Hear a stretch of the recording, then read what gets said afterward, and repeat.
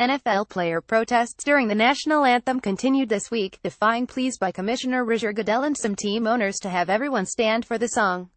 While fewer teams had mass protests this week than in the early games, some players still kneeled, while others stayed in the locker room for the pre-game national anthem.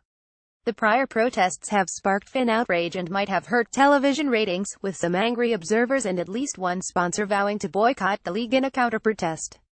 A meeting is set this coming week between NFL management, ownership, and the NFL Players Association to discuss ways to curtail the demonstrations and channel the player passions. It is at least the third such meeting, but none have completely ended the protests. So far, no mandate on standing during the national anthem has been issued. But the commissioner has indicated that players should stand, and several owners have indicated their displeasure at the activism. Most notably, Dallas Cowboys owner Jerry Jones, head of the franchise nicknamed America's Team, has threatened to bench players who protest during the anthem. But players such as Los Angeles Chargers offensive tackle Russell Okung have encouraged their fellow athletes not to cave to demands that they curb protests. In this week's anthem action, the biggest protest was staged by the San Francisco 49ers, the team where kneeling for the national anthem originated by former quarterback Colin Kaepernick, who is now out of the league. At this week's game against the Washington Redskins at Washington's FedEx Field, 6 active members of the 49ers took a knee, joined by one inactive player. It was the first game for the 49ers since their kneeling during the anthem last week prompted Vice President Mike Pence to walk out, as encouraged by President Donald Trump. Television is doing its best to shield the protests from viewers.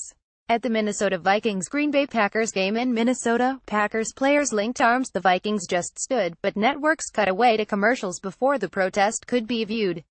In Atlanta, Miami Dolphins players Kenny Stills, Mike Thomas and Julius Thomas stayed in the locker room for the anthem, as they did last week. All members of the Falcons stood for the anthem, but 10 did not interlock arms. New Orleans Saints and Detroit Lions players at the Superdome in New Orleans all stood, with the Lions players linking arms for the second consecutive week. At MetLife Stadium in New Jersey's Meadowlands, New York Jets players linked arms while the New England Patriots players put their left hand on teammates' backs and right hand on their hearts. Baltimore Ravens fans had no opportunity to boo their teams during this week's moment of prayer, as they did 2 weeks ago. That's because there was no prayer, and both the Ravens and the visiting Chicago Bears stood for the anthem. In the late afternoon games, the Tampa Bay Buccaneers, Arizona Cardinals, Los Angeles Rams, Jacksonville Jaguars, and Pittsburgh Steelers all stood for the national anthem. For the Kansas City Chiefs, Yuki Muligwisa and teammate Marcus Peters kneeled. Both have been involved in continuing anthem protests. The Oakland Raiders again saw running back Marshawn Lynch sit during the national anthem. All other team members stood during the anthem. For the Los Angeles Chargers, offensive tackle Russell Okung raised a fist during the national anthem while remaining standing.